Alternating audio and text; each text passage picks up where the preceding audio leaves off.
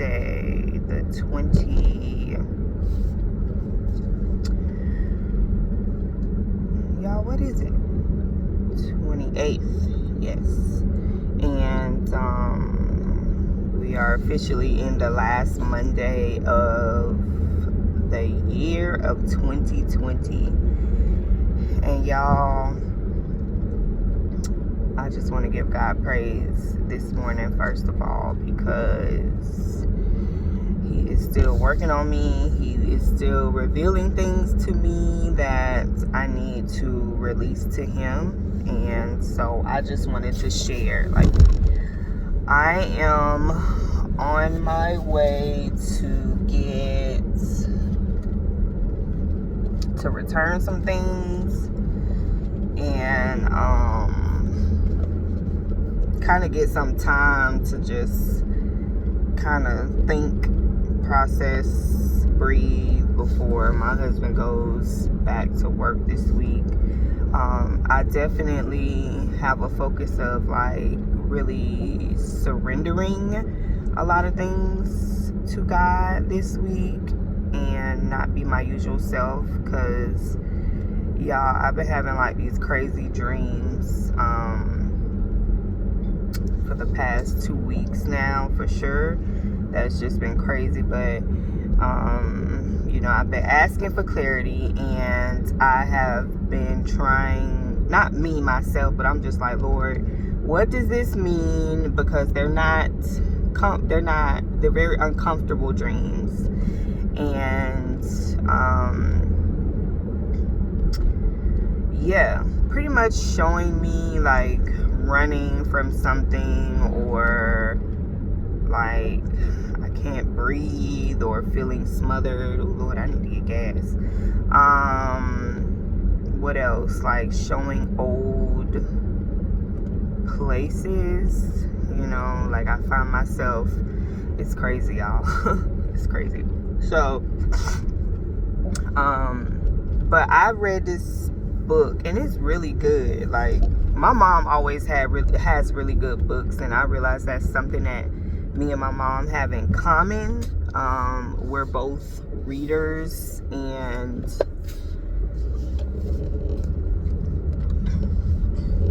she always have a really good collection of books, just like me. So then I'll go over to, when I go to her house, I'll see some books that I'm like, ooh, Mom, please let me borrow this. And usually it's like she just got the book, so I have to like hurry up and read it and return it to her. But she had this book, The Prayer of Jabez for Women. Now, if you're not familiar with that, just that little portion of the Bible alone, it's about Jabez, and he pretty much prays, and he prays this short yet powerful prayer, asking God to like enlarge his territory. He says, God, bless me.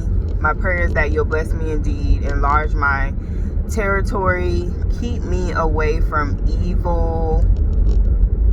No, that your hand may be upon me and keep me away from evil. So this is a small read, but it's powerful, and I'm gonna finish it. I got a couple more pages that I'm gonna finish today, but y'all, wow, like she really breaks it down. Her name is Darlene Wilkinson, and her husband wrote the very popular book, The Prayer of Jabez.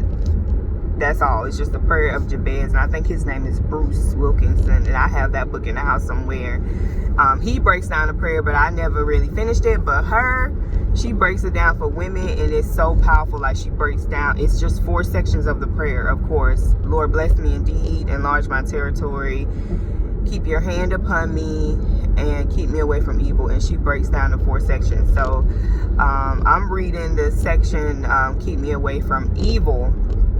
And Lordy, like, God been checking me this morning, because I'm going through this time, like, where I know I'm in a season of like God really renewing my mindset and the way that I've been doing things, like my normal routine and stuff like that.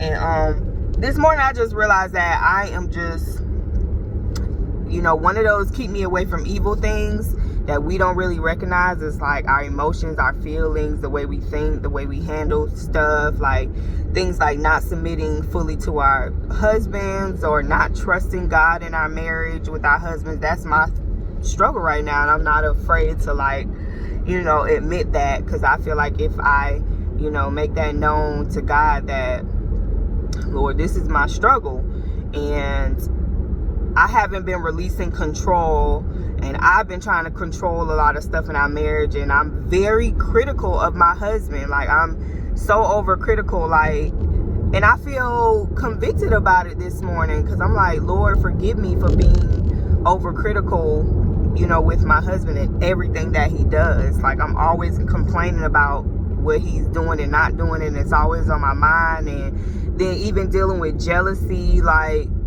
because for years my husband has been the one that works, so my perspective of it was never that, Lord, I'm grateful for the job that my husband has, or I'm thankful, Lord, that you are providing for us through my husband's job, or whatever. It's always, in my mind, oh, you get to leave, you get to go, to work, you get to socialize, you don't have to deal with these kids, and stuff like that, because 80% of the time I have the children and I'm doing everything, and my husband works a job where he works at night, overnight sometimes, and he comes home, he gets to sleep, and I find myself in a jealous place over that.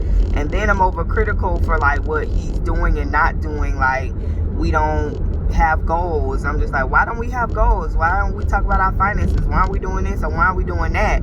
But I have to understand, like, there's a reason that all of this is going on. My husband is not, supposed to become who I want him to be.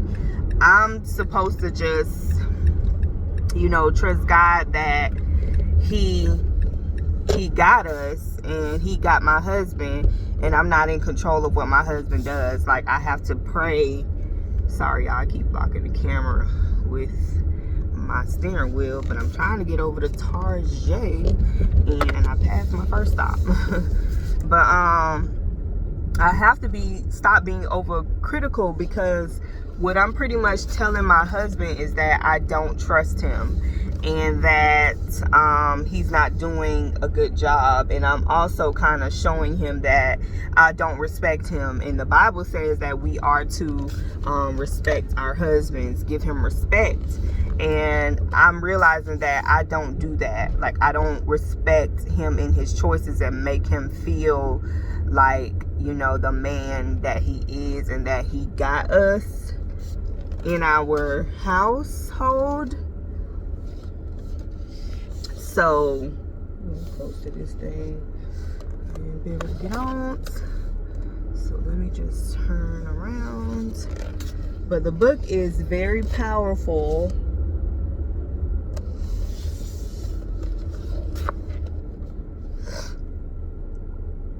The book is very powerful, and like, for it to be a small read really convicted me of, what I've been doing. And I believe that this is why I've been having these dreams about, me running from something, because I always find myself trying to run away from my marriage. I've been doing that since the day we got married, and I'm like, Lord, just free me from that. Like, I don't want to run anymore. And I always feel like that's the result, and that's the solution, that if I get out of my marriage, if I get away from everybody that I feel is, smothering me or causing me pain, or not doing what I want them to do, or, that my life would be better. And that's definitely not the case, because there's so many different consequences that come along with that. It's not just going to affect me.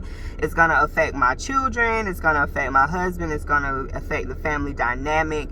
And the thing is, like, I know God has spoken to me about, my marriage. And it's different when, I guess that you're not supposed to be with somebody, versus you're supposed to be with someone, and that God has a purpose for the marriage and the family. But now the fight is overcoming all of these things that have kept the marriage down, or the family down, or even words. Like, the life and death of the words that come out of my mouth will keep me in a certain place. And that's really what I've been trying to, do, and not in my own strength. I'm really surrendering all of this stuff to God, and I feel very convicted right now, and God is really like, I need you to stop, because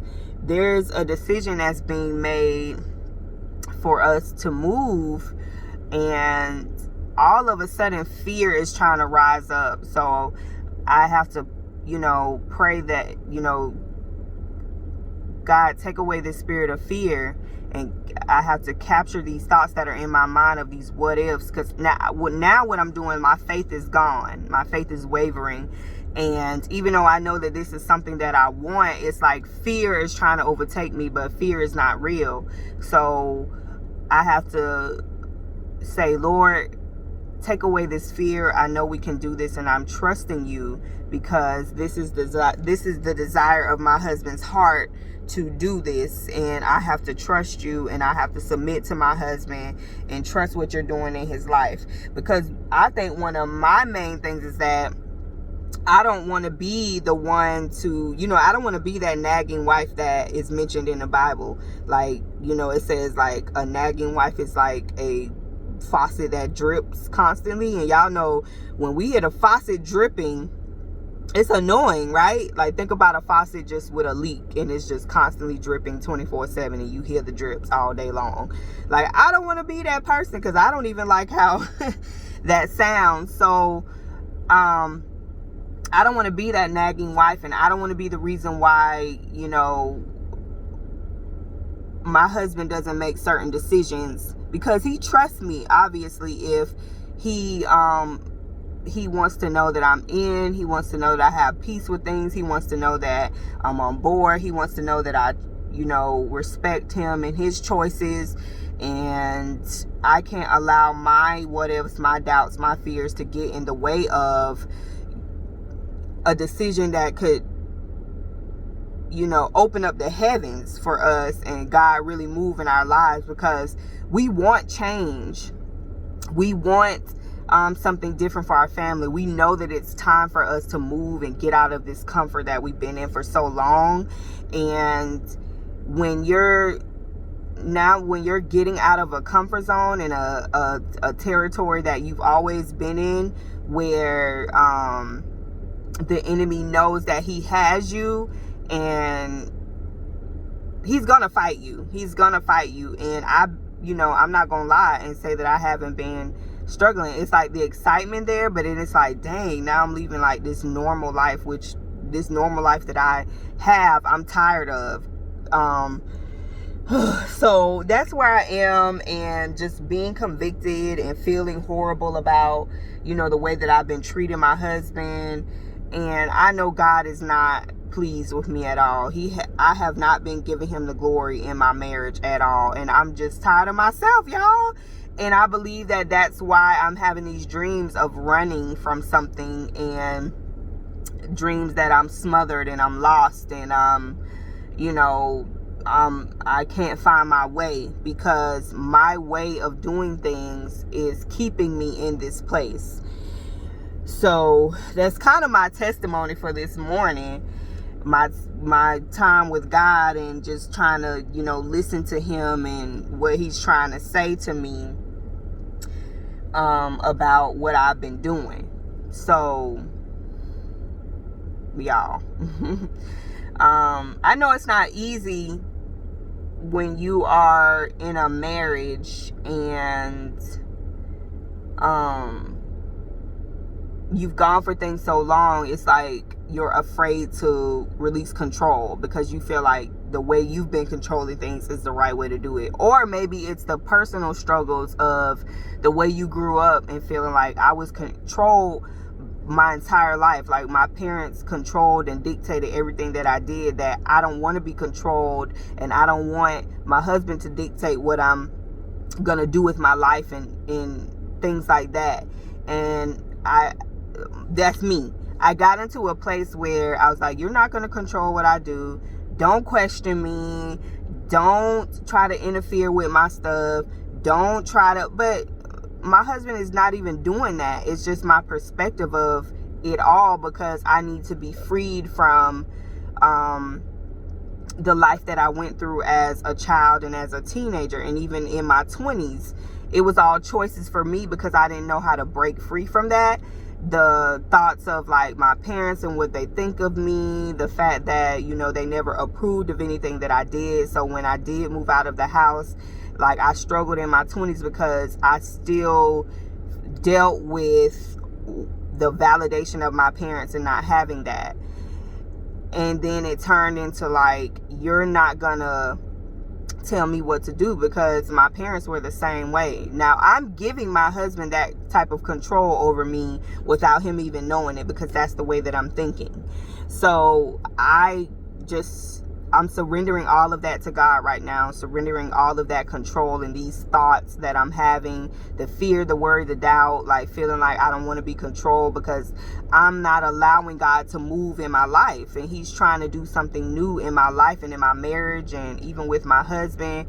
And, you know, it's not meant for me to know exactly what he's trying to do with my husband. All I know is my husband has desires in his heart. And if my husband comes and express that to me, I'm just supposed to pray about that.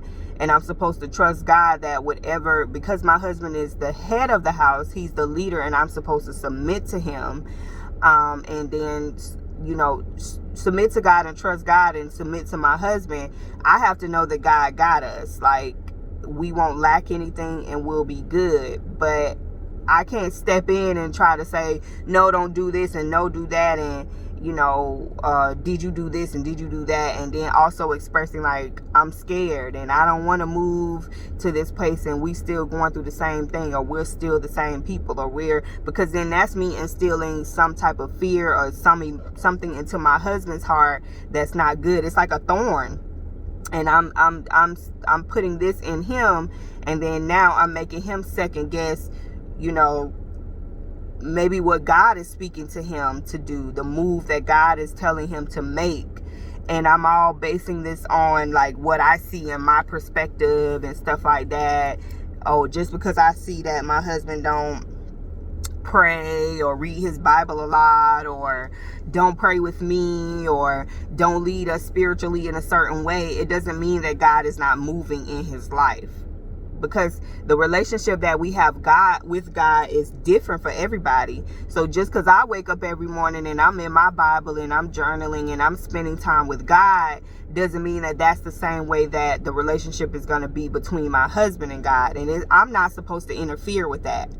But I'm trying to, you know, I'm looking at it all that way and feeling like my husband is not doing something right because he's not doing it like me. And that's where we mess up as wives. We feel like whatever our husband does is supposed to look the same way that we do it, or trying to make him be like me. And he's not like me. God didn't create him to be like me or do things like me. We're two totally different people. We're supposed to bring those differences together, and we're supposed to be strong in that. So this is what God is really convicting me about this morning, because I know that that's where my real struggle is at. My personal things and not surrendering control, and me trying to have control is keeping me in a place of suffering and keeping my family in a place of suffering. Because the crazy thing about this move is that God is moving already. Like, there's favor upon us already. Now, when we tried to do this before, there were no doors opening, nothing was moving, nothing was aligning. But now, all of a sudden, within a 2 to 3 week span, we have favor. Because, you know, if you leave it up to me, due to our circumstances, we're not ready for this. But God is like, okay, here's the favor, here's the provision for y'all to make this move, just like that. So I don't want to be the one to come in and ruin this because of the way I feel about something. So it's like, if I don't hurry up and surrender this stuff to God and let him just move and trust him no matter how I feel, then it's gonna be a problem. It's gonna be a problem. And I'm not God, and you know, I'm not trying to take the place of God in my husband's life or even in my children's life, because this move is going to it's like a ripple effect. So, I have to trust that this is a move for my children as well, for their purpose and their destiny and their calling, and trust that this is going to be a move for me, for my purpose, destiny, and calling. And if I don't release this control that I'm trying to have, and this fear and these worries and these doubts and these old ways that I have, I'm going to ruin it. So that's my testimony for this morning. I just wanted to share that, and I hope it encourages you as a wife and a mother. Like, if you're being that person, to just let it go. Like, we hold on to these things that keep us in bondage, oppression. We keep ourselves in oppression and in bondage, just like the children of Israel, y'all. That's what I've been studying, for real. Like, how the children of Israel, because they didn't want to change their mindset, they struggled. They had to wander for 40 years. And I don't want to be the woman that causes my family to wander for 40 years, because my husband really trusts me, and he trusts he really looks to me for my influence, which he's not wrong for that, because we're married, we're one, we're a team.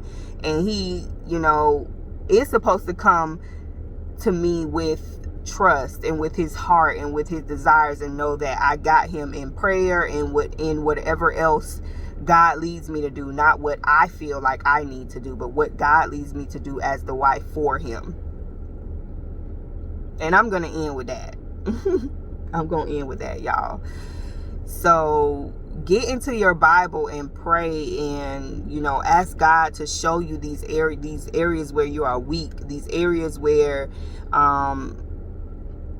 because evil isn't just, what we think it is.